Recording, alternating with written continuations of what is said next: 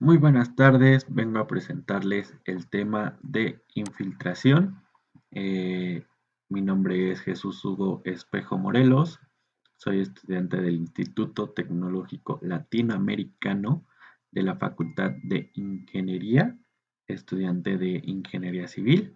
En esta ocasión vengo a presentarles un trabajo sobre infiltración de la materia de hidráulica para el ingeniero John Jairo Reinel Moreno.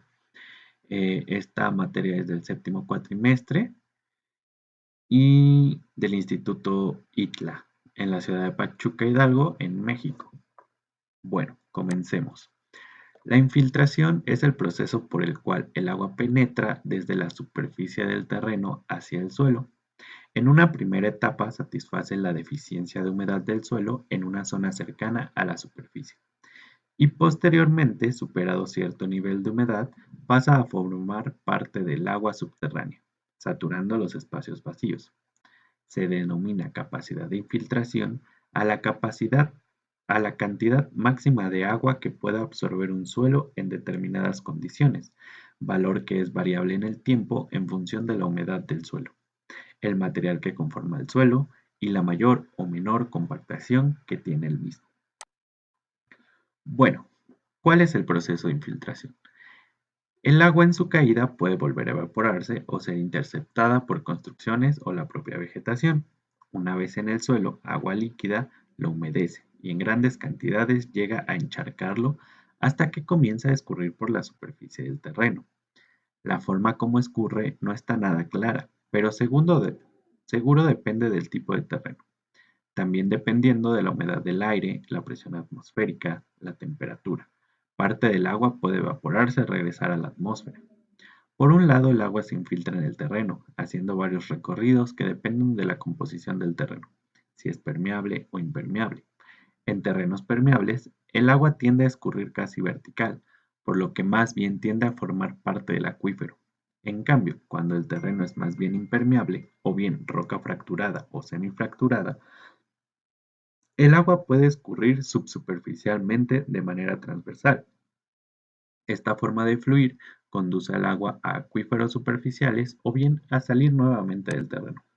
Aquí podemos ver un ejemplo del ciclo hidrológico, tomado de Fundamentos de Hidrología de Superficie Aparicio. Aquí podemos ver cómo cae el agua, hay una retención, hay una infiltración, un flujo superficial y hay parte del agua que se evapora, hay capilaridad, transpiración, precipitación. Una vez que llega a los cuerpos acuíferos existe una evaporación y así es como funciona el ciclo hidrológico. ¿Cuáles son los métodos para calcular la infiltración? Bueno, pues la capacidad de infiltración se obtiene haciendo el cociente entre cantidad de agua infiltrada y el intervalo del tiempo, siendo f la variación de altura entre la variación del tiempo. Se obtienen dos curvas de lámina acumulada y la curva de capacidad de infiltración, ambas en función del tiempo, como lo podemos ver aquí, que esta es la ecuación de Orton, que desarrolló una ecuación matemática para definir la curva de capacidad de infiltración, siendo F igual a FO más, paréntesis FO menos FEB, paréntesis E a la menos KT, donde FO es la capacidad de infiltración inicial o máxima, FB la capacidad de infiltración básica o mínima, K es la constante de decaimiento y T es el tiempo desde el inicio del ensayo. Los valores de FO, FB y K están asociados a los suelos y a su cubierta vegetal. Se determina FO en el suelo completamente seco y FB en el suelo totalmente saturado. Bueno, el postulado de Orton establece que la curva que representa la capacidad de infiltración se manifiesta de esa manera, solo y solo si la intensidad de precipitación es mayor que la capacidad de infiltración del suelo analizado. Este principio o postulado es debidamente respetado en el ensayo de infiltración de doble anillo, porque siempre hay agua en superficie que satisface la capacidad de absorción que tiene el suelo en su grado máximo o potencial, cualquiera sea el tiempo que transcurre desde el inicio del ensayo. ¿Y cómo medimos la infiltración? Bueno, el método consiste en saturar una porción del suelo limitado por dos anillos concéntricos para, a continuación, medir la variación del nivel de agua en el cilindro interior. Esta información nos ayudará a decidir cuál es el tipo de riego óptimo de un suelo determinado.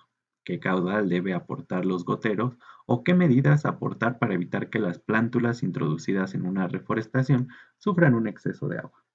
El tiempo que transcurra hasta alcanzar las condiciones finales de saturación dependerá de la humedad previa, la textura y la estructura del suelo, el espesor del horizonte por el que discurre el agua y la altura del agua en el anillo interior. Lógicamente, el tiempo de saturación será menor cuando mayor sea la humedad previa del suelo, sea el tamaño individual de las partículas del suelo, sea la cantidad y estabilidad de los agregados del suelo, sea el espesor del horizonte del suelo por el que circula el agua, sea la altura de la lámina de agua en el anillo interior. Aquí podemos ver una relación de tasa de infiltración con el tiempo y vemos que el suelo seco, el suelo húmedo y el suelo saturado, y esta es la conductividad hidráulica saturada. Esto sería todo por mi parte. Muchas gracias por escucharme.